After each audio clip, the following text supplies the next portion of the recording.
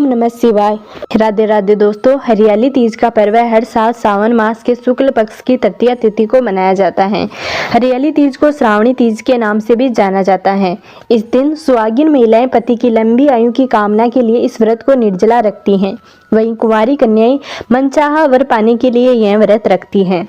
हरियाली तीज को लेकर मान्यता है कि इस दिन भगवान शिव और माता पार्वती का पुण्य मिलन हुआ था, इसलिए इस दिन का महत्व और भी बढ़ जाता है। इस दिन सुहागिन महिलाएं 16 श्रृंगार करके माता पार्वती और भगवान शिव की पूजा आराधना करती हैं। इस व्रत को करने से महिलाओं को अखंड सौभाग्य की प्राप्ति होती है। ऐसा कहा जाता है कि हरियाली तीज का व्रत सबसे पहले माता पार्वती ने किया था, जिसके फलस्वरूप भगवान शिव माता पार्वती को पति के रूप में प्राप्त हुए। हरियाली तीज के दिन ही भगवान शिव ने माता पार्वती को पत्नी के रूप में स्वीकार करने का वरदान दिया था। साथ ही इस दिन हरे रंग का विशेष महत्व होता है, इसलिए इस दिन हरे रंग की चूड़ियां और हरे रंग के वस्त्र पहनने का रिवाज है। इस दिन सुहागिन महिलाएं पति की लंबी आयु के लिए निर्जला व्रत रखती हैं। अब आपको बताते हैं साल 2024 में हरियाली तीज कब है और व्रत का पारण कब किया जाएगा और पूजा करने के शुभ मुहूर्त कौन कौन से रहेंगे। साथ ही जानेंगे पूजा विधि के बारे में। सावन मास के शुक्ल पक्ष की तृतीया तिथि प्रारंभ होगी 6 अगस्त मंगलवार की शाम 7:53 से और समाप्त होगी 7 अगस्त बुधवार की शाम 10:06 पर। इसलिए उदया तिथि होने के कारण इस बार 7 अगस्त बुधवार को हरियाली तीज का पर्व मनाया जाएगा। 7 अगस्त बुधवार को सूर्योदय होगा सुबह 6:04 पर, सूर्यास्त होगा शाम 7:01 पर। ब्रह्म मुहूर्त सुबह 4:27 से 5:15 तक रहेगा। परिग योग सुबह 11:41 तक रहेगा। बाद में शिव योग पूरे दिन रहेगा, जो कि अगले दिन पारण करने तक समाप्त होगा। राहु काल दोपहर 12 बजे से दोपहर 1:30 बजे तक रहेगा। अब जानिए पूजा के शुभ मुहूर्तों के बारे में। तो सुबह की पूजा का शुभ मुहूर्त सुबह 5:46 से 9:06 तक रहेगा। दोपहर की पूजा का शुभ मुहूर्त 10:46 से लेकर दोपहर 12:27 तक रहेगा और शाम की पूजा का शुभ मुहूर्त 5:27 से 7:10 तक रहेगा। हरियाली तीज के दिन प्रदोष काल में पूजा करना सबसे शुभ फलदायी माना जाता है, क्योंकि प्रदोष काल भगवान शिव की पूजा के लिए बहुत ही शुभ मुहूर्त होता है।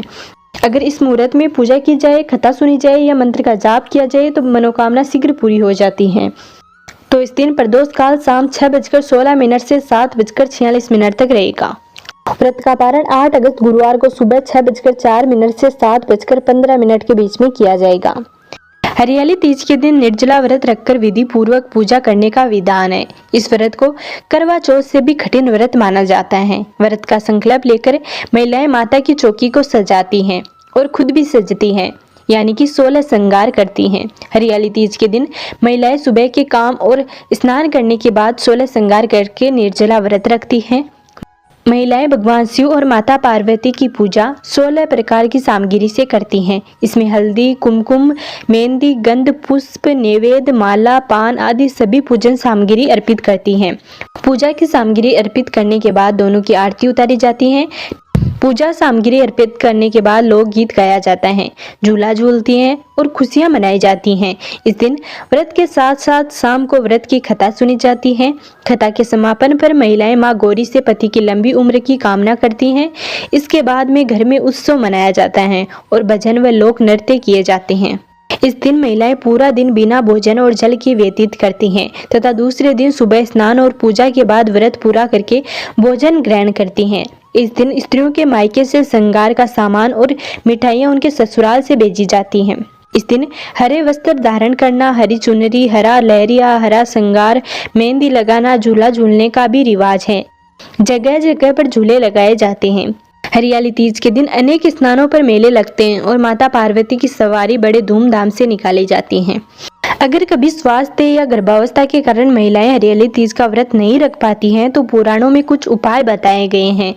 किसी कारणवश अगर आप हरियाली तीज का व्रत नहीं रख पाती हैं तो आप अपनी जगह अपने घर की किसी महिला से व्रत रखने के लिए कह सकती हैं।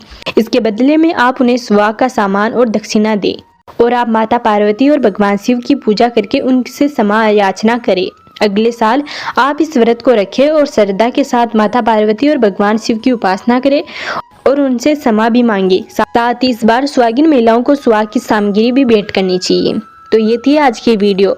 उम्मीद करते हैं आपको हमारे द्वारा दी गई जानकारी बेहद ही पसंद आई होगी। यदि आपने अभी तक हमारे चैनल को सब्सक्राइब नहीं किया है तो प्लीज़ सब्सक्राइब कर लें। मिलते हैं अगले वीडियो में, तब तक नमस्कार।